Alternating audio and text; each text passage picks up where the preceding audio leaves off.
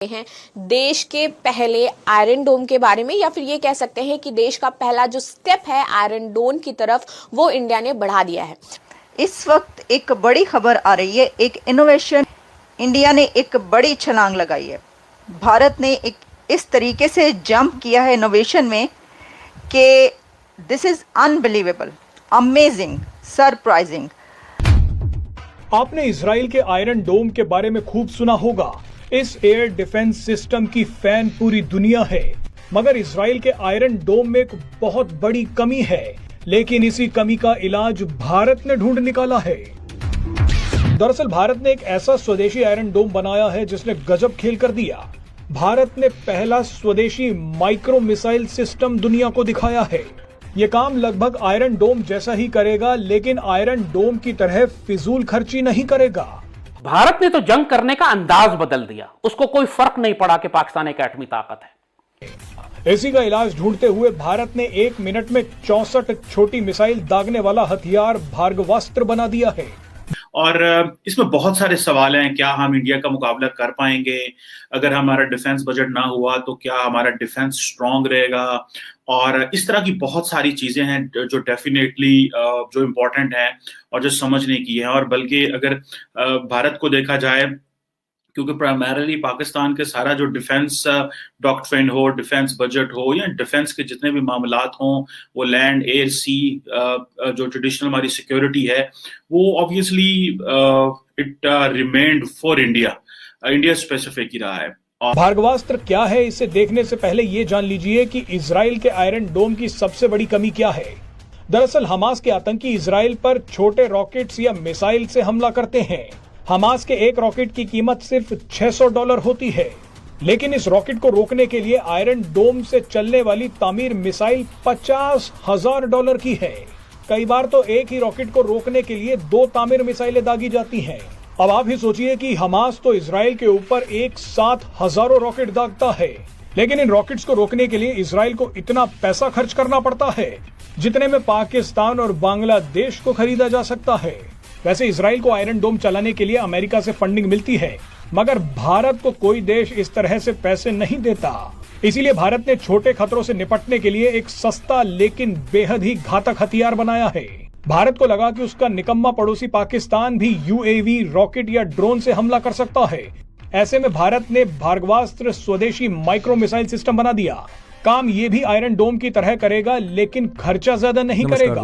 दोस्तों भारत ने एक बहुत बड़ा काम किया है। हमारे वैज्ञानिकों ने, उन्होंने आयरन डोम, जो कि इजराइल का एक टेक्नोलॉजी थी, मिसाइल्स डिफेंस सिस्टम था मिसाइल्स को रोकने के लिए। जैसे अभी जो इजराइल और हमास का युद्ध हुआ था, उसमें हमने उसके पिक्चर्स देखे थे कि किस तरह से इजराइल ने पूरी तरह से नाकाम कर दिया था ईरान के मिसाइल अटैक को, और सारी मिसाइल्स मार गिराई थी और कोई नुकसान हुआ ही नहीं था। भारत ने भी अब इसी तरह का एक सिस्टम बनाया है। दोनों में फर्क ये है कि ये इजराइल के सिस्टम आयरन डोम से भी बहुत ज्यादा बेहतर है। इसका नाम है भार्गवास्त्र। ये इतना ज्यादा बेहतर है कि छोटे रॉकेट्स को भी रोक सकता है, साथ ही साथ इसकी जो कॉस्ट है वो भी बहुत ही कम है। अब इसको यूज करने का खर्चा भी बहुत ही कम है, क्योंकि इजराइल का जो आयरन डोम है वो बहुत ज्यादा महंगा पड़ता है। अब ये सब देख के पाकिस्तानी पूरी तरह से शॉक्ड हैं। ये लोग पूरी तरह से डिपेंड हैं दूसरे देशों के ऊपर हथियार खरीदने और बेचने के लिए। अपनी जो इनकी औकात है वो एक सुई बनाने की भी नहीं है। बातें ही ऐसी करते हैं कि एटमी ताकत है और ये सब है, कुछ इनके पास है नहीं। आप इस सब के बारे में क्या सोचते हैं कमेंट बॉक्स में जरूर लिखिएगा। वीडियो अच्छा लगे तो लाइक करें, शेयर करें, चैनल को सब्सक्राइब करना ना भूलें, बेल का आइकन प्रेस कर दें लेटेस्ट नोटिफिकेशन के लिए। आइए आगे बढ़ते हैं इस वीडियो में। आज अगर पाकिस्तान की रियासत को तकलीफ हो रही है, हमें चोट लग रही है, हमें दुश्मनों के हाथों नुकसान उठाना पड़ रहा है, तो उसमें किसी एक फर्द का कसूर नहीं है। पाकिस्तान की रियासत के तमाम इदारे ही कसूरवार हैं। भारत ने 9/11 के बाद यह किया कि पाकिस्तान के खिलाफ एक गैर रिवायती जंग शुरू कर दी, मगर उस गैर रिवायती जंग की वजह से भारत ने अपनी जहनियत और हिकमत अमली नहीं तब्दील की। वो हर वक्त रिवायती जंग की तैयारी करता रहा है और आज भी कर रहा है। कई मरतबा ऐसे मौके आए कि जब भारत ने, जिस तरह बालाकोट का वाकया हुआ, उन्होंने, भारत ने यह परवाह नहीं की कि अगर हम पाकिस्तान पर जाकर हमला करेंगे तो हो सकता है इससे एक रिवायती जंग शुरू हो जाए या एटमी जंग शुरू हो जाए। भारत को तो यह खौफ नहीं है, वो तो करता है ये, वो अंदर आए। दिफाई निज़ाम में यानी डिफेंस सिस्टम में आयरन डोम सिस्टम एक ऐसा सिस्टम जो जब उसकी तरफ रॉकेट जाता है तो वो उसको फ़ज़ा में ही रोक लेता है और उस मुल्क को तबाही से बचा लेता है। इसकी धूम किस वक्त मची और कब हमने देखा कि ऐसा सिस्टम इसराइल के पास मौजूद है? उस वक्त जब हमास यानी पैलेस्टीन की जानिब से तकरीबन 1500 के करीब रॉकेट इसराइल की जानिब चलाए गए और हमने देखा कि वो इसराइल में गिरते और तबाही मचाते इससे पहले ही इसराइल के आयरन डोम सिस्टम ने उनको फ़ज़ा में रोक लिया और उनको तबाह कर दिया। का जो डेवलपमेंट बजट है वो भी जो प्रोग्राम है वो भी उसमें भी कमी आ रही है। For example 4.2% of the GDP 2017-18 में पाकिस्तान खर्च करता था, जो कम करके 2.7% पे आ गए हैं, बल्कि 2.6% ऑफ द जीडीपी हम आ गए हैं, जो कि बहुत बड़ा, इट मींस कि पाकिस्तान में इंफ्रास्ट्रक्चर जो है वो नहीं अवेलेबल होगा, बहुत सारी जो चीजें हैं वो नहीं होंगी। ये समझने की जरूरत है ये ऐसा क्यों हुआ और हम कहाँ पहुंच गए और ऐसे क्यों हुआ, जबकि हमारे भारत जो है, हमारे जो ईस्टर्न नेबर जो है, वो उसका जो डिफेंस बजट है वो तो जो सिपरी कहता है, Stockholm International Peace Research Institute जो थिंक टैंक है, वो ये कहता है कि $91 बिलियन पे भारत का डिफेंस बजट चला गया। 91.1% वो कह रहा है, 91.1 बिलियन पे पहुंच गया, बल्कि रशिया को भी क्रॉस कर दिया। रशिया इस वक्त 87.3 बिलियन पे है और इंडिया के बाद चाइना है और चाइना के बाद जो है वो बाकी है। सो तकरीबन ये बहुत तेजी से जो भारत का डिफेंस बजट है वो बढ़ रहा है और obviously it's a point of concern for Pakistan. लेकिन हमें जो चीज देखनी है वो ये है कि हमें क्या सूट करता है या हमें क्या करना चाहिए। उस तरफ से भी मिसाइल छोड़ा जाता है और वो सीधा जाके इंटरसेप्ट मिसाइल जो है वो उस रॉकेट को लगता है। इस तरीके से जब वो उसको टारगेट बनाता है और उस तक पहुंचता है तो उसको तबाह कर देता है, उसको तोड़ देता है, तबाह कर देता है, उसको अपने मुल्क के अंदर गिरने नहीं देता, पहुंचने नहीं देता। इसका मतलब ये हुआ कि कोई भी इस तरह की रॉकेट या मिसाइल जब उस तरफ जाएगा तो उनके पास इंटरसेप्ट मिसाइल जो है वो उसको रोक लेगा और वहां पे तबाही नहीं ला सकेगा।